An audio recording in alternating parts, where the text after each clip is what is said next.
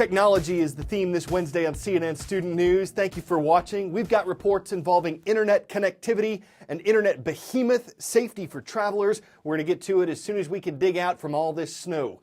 Well, not in Atlanta, but the U.S. Midwest and Northeast are getting a 1-2 punch this week. Sound familiar? They've had a wicked winter. This time around, some Northeast streets could be under ice. Last year, the Farmer's Almanac had predicted a bitterly cold winter for the region and a major storm right around the time of the Super Bowl. Looks like they got it right.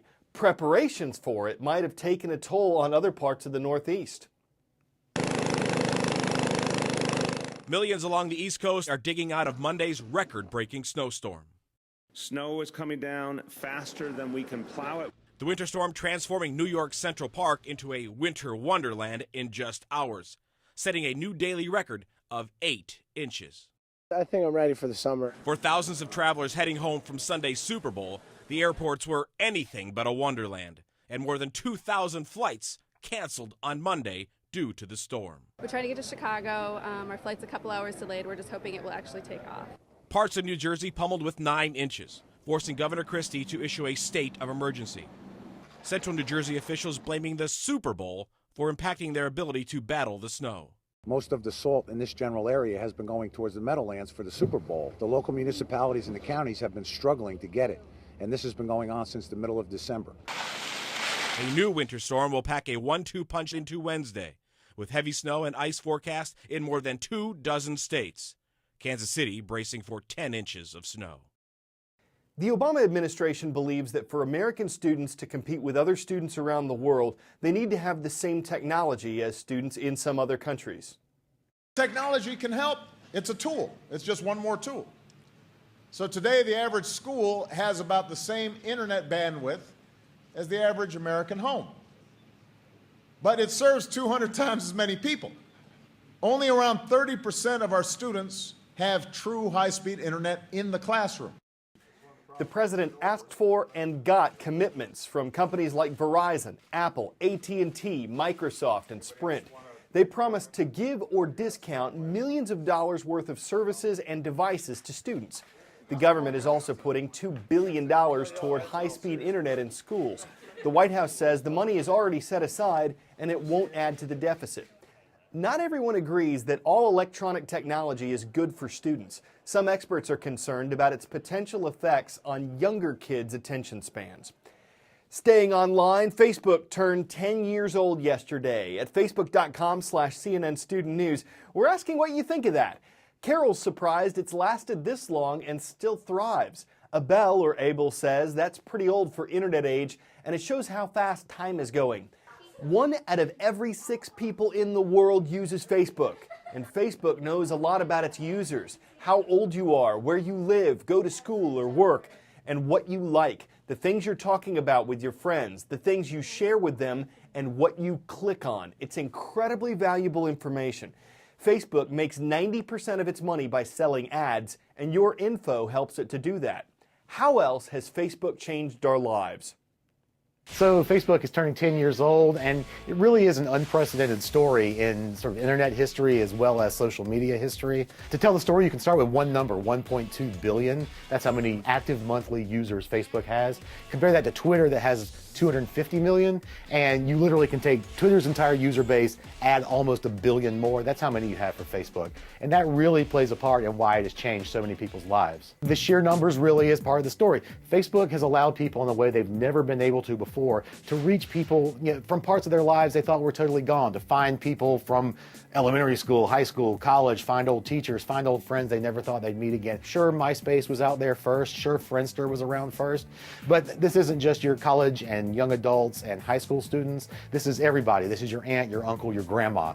So the ability to find and connect with people on Facebook is something we've never seen in internet history. If you just think about the things we do differently because of Facebook now, birth announcements, wedding announcements, pictures of the kids, things like that, that it would take, even in the era of email, you'd have to sort of make your list, send these things out. Now you can literally, with one click, sort of make these major life announcements to everybody you care about, to your family, your friends. They're all there. If you're a web-enabled person in 2014, odds are you have a Facebook account. And that means we can find each other in ways that we never could have considered before, even in the internet age. time for the shout out. Where would you find a flywheel, Pitman arm, and a crankcase? If you think you know it, shout it out. Are they in a sewing machine, loom, wireless controller, or automobile? You've got 3 seconds. Go.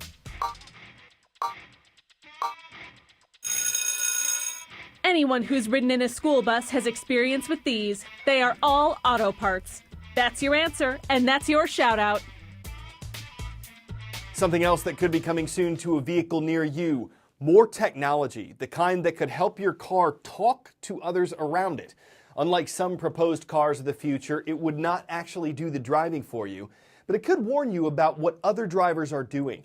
The U.S. government may require this feature in the future, but it would add to the cost of the car. Warning, vehicle braking ahead. It's the vehicle of the future, cars that talk to the driver and each other. The federal government wants it on the road soon, pushing for technology that would warn drivers of danger coming from any direction. Coming along, the light is green, everything looks fine. And all of a sudden we get that warning that says, look out. It's called vehicle-to-vehicle technology. Cars would send wireless messages to each other within about a 300-yard radius, communicating information like speed, direction, and GPS position 10 times per second. When cars share this information, they can account for all the vehicles around them, which means they're able to identify possible crashes. The technology sees around corners, over hills, and through other vehicles. So let's just say 5 cars ahead of me, the driver slams on the brakes. Well, that car sends my car a message giving me enough time to react. 33,000 Americans are killed and 2.3 million injured in car crashes every year. The Department of Transportation predicts talking cars could prevent up to 80% of crashes involving sober drivers. 5 major car companies have been working with DOT on developing and testing the technology. 3,000 cars in Ann Arbor, Michigan are already using it as part of a government pilot test. Sometime after 2016, the federal government hopes your car will be able to communicate with you. Well, the DOT hopes to propose the rule by 2016, but it will still need the public to weigh in before anything is finalized. The bottom line is it's a lengthy process to get something like this mandated. Now, as for privacy, the government says the data sent between cars does not record personal information, so your privacy should not be compromised. Renee Marsh, CNN, Washington. On our roll call, Worldwide Wednesday is when we recognize some of the international schools using our show. So without further ado, hello to the students of Spangdahlem Middle School. They're online watching CNN Student News in Spangdahlem, Germany. Over to South America, to Dourados City, Brazil. Shout out to our viewers at Escola Viegas. And across the Pacific, we're happy to see you in Miyazaki City, Japan. It's the home of our friends at Miyazaki Omiya High School. Landing today's show at the culmination of mechanical capability, the apex of advancement in technology, the paper airplane. But not just any 8.5 by 11 origami. This thing is made out of manila folders, built to scale, detailed to perfection. You can almost feel the turbulence, y'all.